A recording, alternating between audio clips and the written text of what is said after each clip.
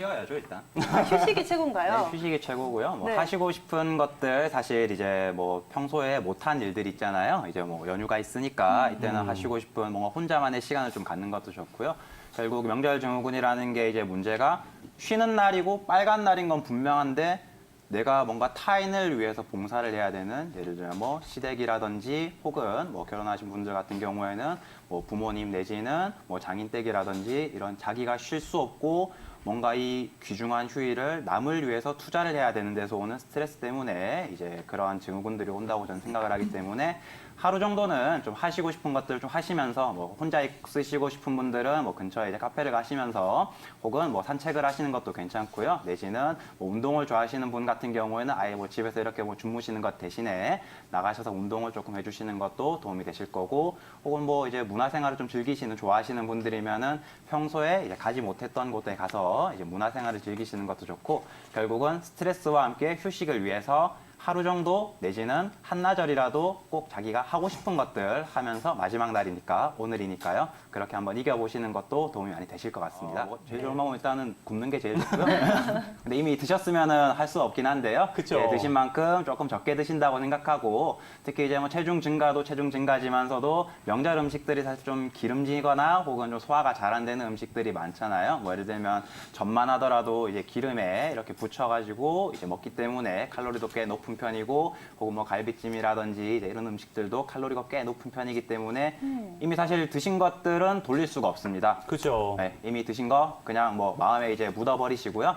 대신에 내일부터 이제 식사하시면은 뭐 반 정도씩 드시거나 혹은 운동을 조금 더 하시거나 내지는 또 특히 이제 명절 지나서 몸도 조금 찌뿌둥하시고 뭔가 무겁고 활력도 없으시기 때문에 이런 경우에 너무 이렇게 쉬시거나 하시면 더욱더 활력이 없어지시는 경우들이 있기 때문에 좀 적절하게 땀도 약간 흘리시고 운동을 좀 해주시는 것들이 도움이 많이 되실 것 같네요.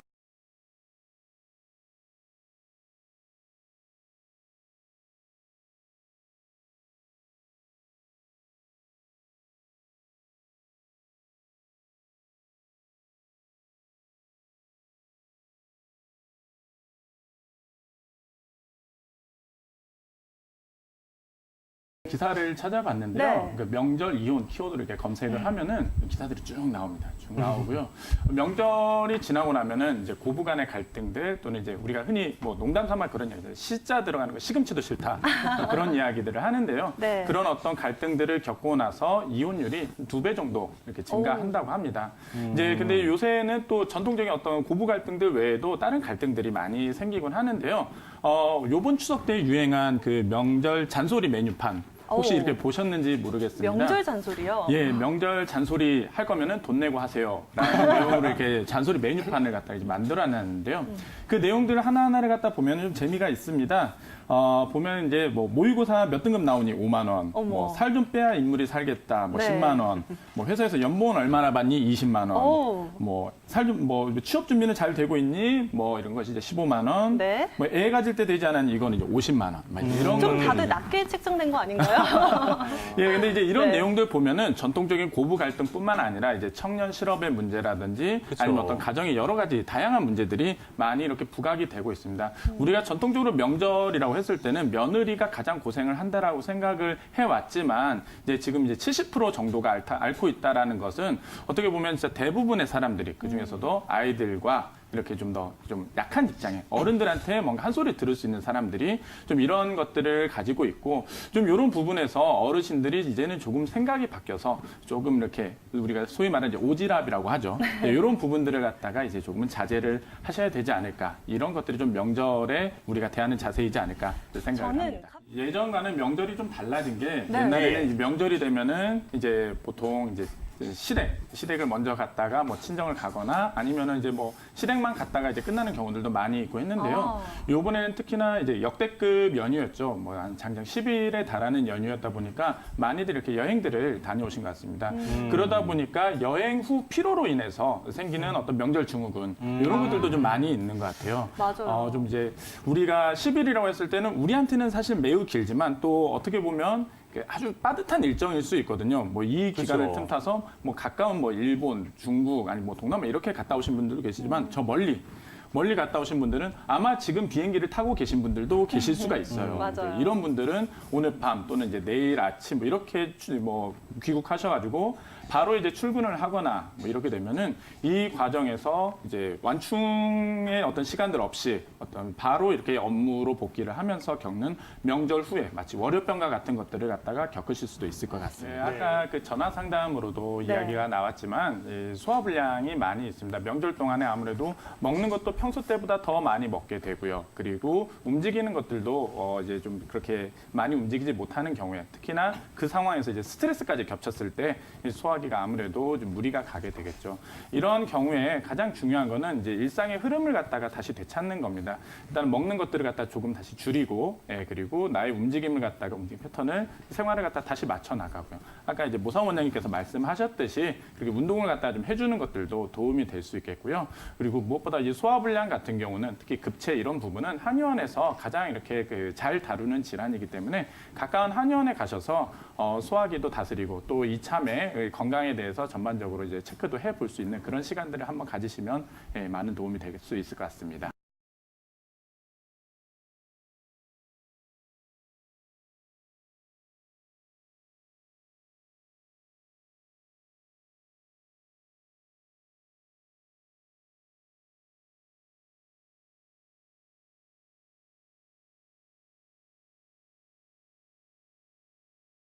명절 증후군이라고 그래서 꼭 이 명절 흔히들 이제 가족들이 모이기 전 명절 전 증후군이라고도 해요. 우리 국민의 70% 이상이 이 병에 시달리고 있다고 하고요.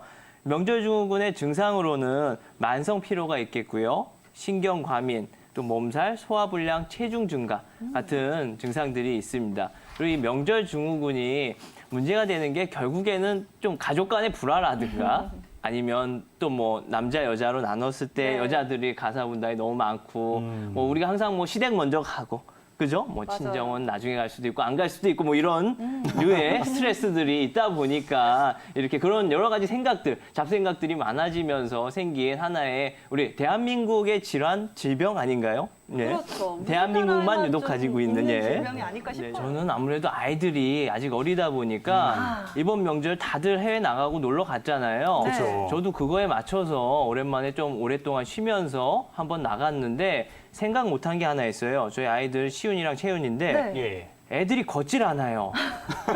그걸 안고 하루 종일 다니려고 하다 보니까 그걸로 인한 지금 여기 보면 부항도 많이 뜨고 했는데 그걸로 인한 근육통이 생기기도 하고. 근데 아까 전에 이제 보니까 요즘 명절 뭐 잔소리 메뉴판이라고 그래서 어떤 얘기했을 때는 얼마 내고 해라 이런 것들이 생겼잖아요. 네. 그러니까 예전에는 진짜 원장님들 아까 말씀하신 것처럼 여자들 특히 며느리들이 가장 약자였고 그들만이 항상 희생을 하는 것들이었는데 요즘에 이제 윤호희 원장님께서 말씀하신 것처럼 저희 와이프도 그렇지만 여자들이 이제 많이 똑똑해지고 이제 할 말 못할 말 가리지 않고 다 하게 됐고 이게 여혐은 절대 아닌데요. 네. 좀 그러다 보니까 이제 서로 고부간의 갈등이 더 심해지는 것 같아요. 그리고 예전 우리 어른들이 사실 이 오지랖이라고 아까 표현하셨는데 김재현 네. 원장님 그게 나쁜 건 아니잖아요. 우리가 갈구려고 하는 것도 아니고 걱정돼서 하는 건데 네. 오히려 우리 세대 이제 전 젊은 세대니까 좀 젊은 세대들이 받아들일 때는 아니 나는 뭐 하고 싶은데 지금 뭐 사회적인 시스템에 핑계를 대기도 하면서 맞아요. 왜 그렇게 날 갈구냐라고 생각을 하는 이런 문화들 자체도 상호 간의 이런 스트레스를 더 이렇게 가중시키고 풀리지 않는 어떤 자꾸 이상한 쪽으로 빠지고 있는 것 같아서 그런 부분들이 어떻게 좀 잘 해결이 될 수 있었으면 좋겠습니다. 별로 안 좋지는 않았습니다. 네. 재밌었는데. 조금 힘든 점이 있었다. 그렇죠. 힘든 점이 있었고 이 자리를 빌어서 네. 아이들이 좀 걸었으면 좋겠다. 이런 것도 일단 우리 명절 증후군으로 인해서 신경 과민이 생기게 된 이유가 스트레스고 고부 간의 갈등이고 여러 가지가 있었잖아요. 그쵸. 앞서 뭐 우리 메뉴판을 봤듯이요. 네. 그런 것들이 있는데 우선적으로는 이런 것들을 좀 근본적으로 서로 스트레스를 안 받으려면 배려가 키워드일 것 같아요. 상호 간의 배려가 우선시 돼야 된다고 저는 생각을 합니다.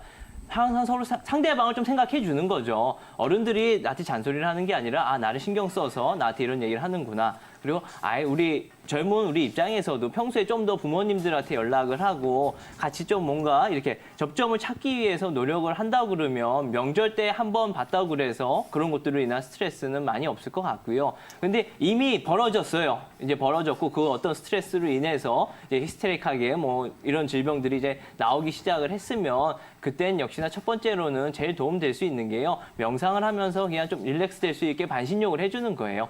급하게 갑자기 휴일인데 약을 어디서 구할 수는 없잖아요. 그쵸. 이럴 때 신경안정제는 절대 아닙니다. 이건 아니에요. 오. 오히려 이럴 때는 대화로서 푸는 거. 그렇다고 해서 뭐 꼭 나랑 직접적으로 부딪힌 사람 찾아가서 그 사람한테 어떤 원인을 해결하기 위한 것 말고요. 그냥 어떤 다른 내 친한 친구, 우리가 흔히 말하는 게 뒷담화라고 하잖아요. 이런 것도 좀 하면서 좀 나만의 어떤 스트레스 이렇게 해소할 수 있는 창구를 찾는 게 좋을 것 같습니다.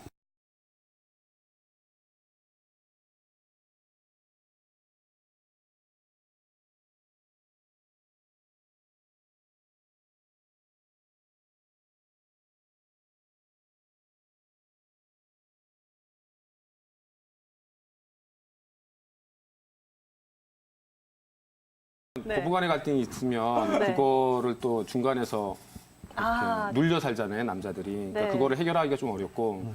그리고 요즘 30대 며느리들은 똑똑하잖아요. 그래서 말 얘기를 하더라도 자기 표현 잘 하는데 네. 오히려 거꾸로 김정현 원장님 말씀하신 거와는 좀 다르게 네. 60대, 70대 어머니들도 스트레스가 많으실 것 같아요. 그래서 보통은 60대, 70대 어머님, 부모님들이 아들, 딸들을 데리고 살잖아요. 이런 그쵸. 부분도 대단히 많아졌거든요. 이제 그런 부분도 좀 생각을 해야 되지 않을까라는 생각도 들고 있습니다. 명절 증후군 가장 큰 원인이 뭘까요? 스트레스. 맞아요. 그렇죠. 일단 뭐 여행을 가더라도 스트레스, 또 고부간에 만져서 음식을 같이 하더라도 스트레스.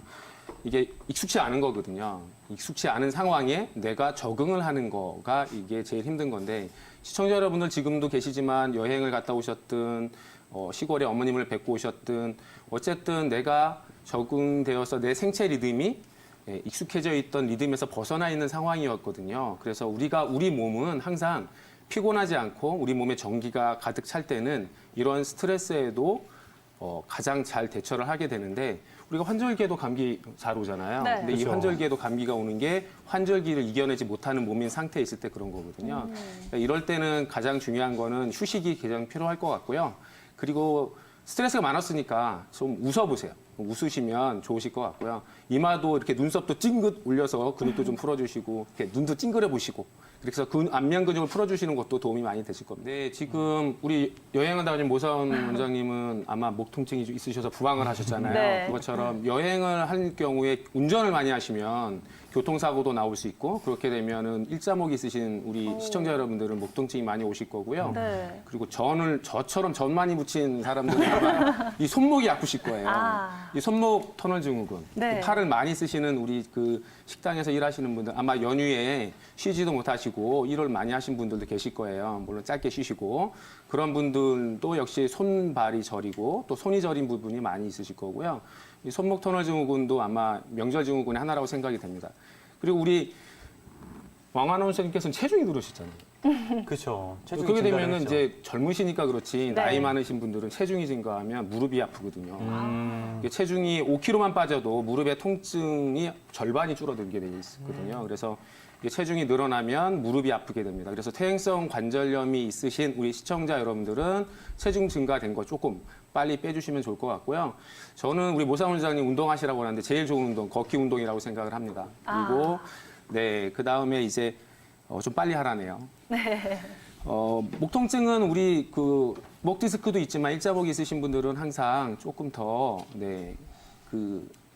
목을 스트레칭 해주는 방법 맞습니다. 아시고 계시니까 그거 좀 하시고요. 그리고 네. 체중 줄여주시고요. 그랬으면 좋겠습니다. 마지막으로 한 가지 배탈 나신 분들 있죠? 과민성 대장증후군.